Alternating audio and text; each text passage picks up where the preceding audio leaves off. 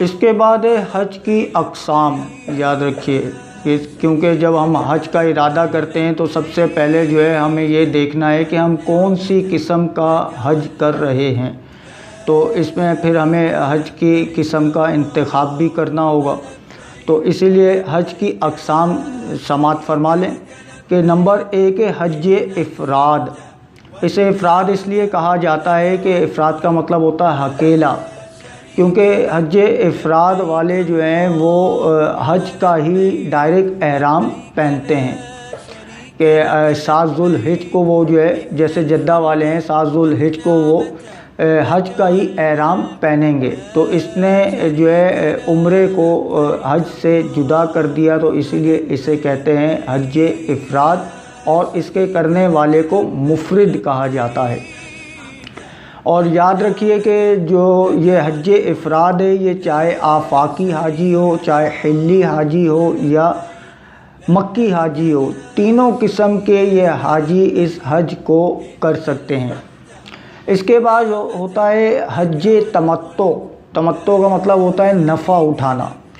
اس میں اکثر جو پاکستان والے، ہندوستان والے ہیں، اور اکثر لوگ جو ہیں وہ اسی قسم کا جو حج ہے وہ یہ حج کرتے ہیں جسے حج تمتع کہا جاتا ہے.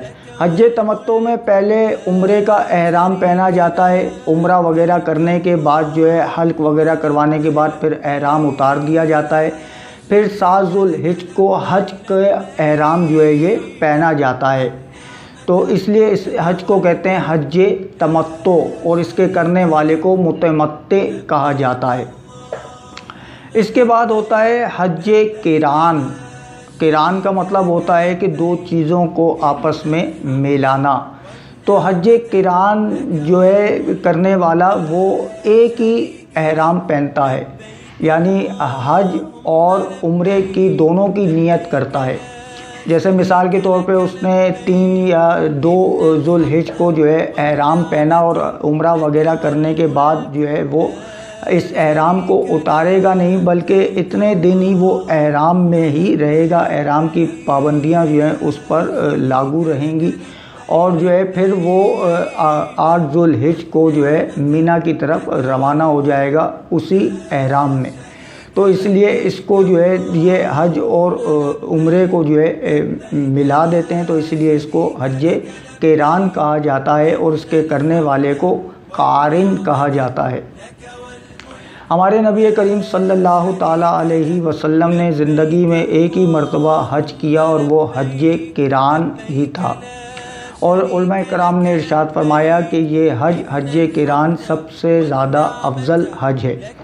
یاد رکھیے کہ حج قران میں بہت زیادہ سختی اور بہت زیادہ جو ہے مشقت ہوتی ہے، کیونکہ اگر حج قران میں کوئی جرم وغیرہ یا صدقہ وغیرہ لازم ہو جائے تو ڈبل ادا کرنا پڑتا ہے. مثال کے طور پر اگر جو ہے دم لازم ہو گیا ہے تو اب 2 بکرے حدود حرم میں جو ہے یا 2 دمبے حدود حرم میں یہ ذبح کرنے پڑیں گے. اگر ہو سکے تو زندگی میں ایک مرتبہ جو ہے وہ حج قران ضرور کیجئے. اللہ تبارک و تعالیٰ اگر ہمت، طاقت اور قوت عطا فرمائے. اور اگر آپ پہلی بار جو ہے حج پر جا رہے ہیں تو ہمارا مشورہ تو یہی ہے کہ آپ حج تمتع ہی کریں.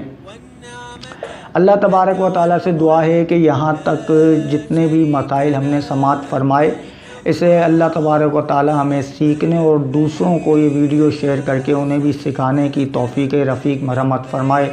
آمین یا رب العالمین.